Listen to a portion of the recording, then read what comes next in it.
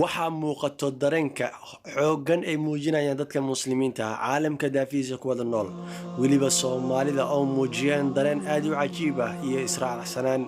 ayagoo muujinaya maxabada nabiga calayhi salaatu wasalaam ayagoo muujinaya in nabiga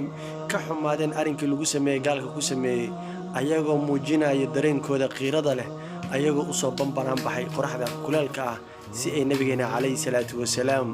in allaale intii ku xadgudubto u argooyaan haddaba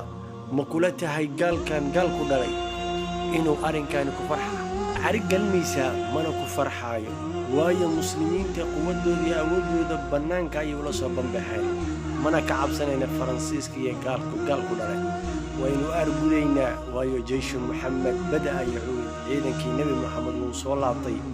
nabigeena muusa ka tagin gabdho rag ayuu ka tagay baldaawo muuqaalka quruxda badan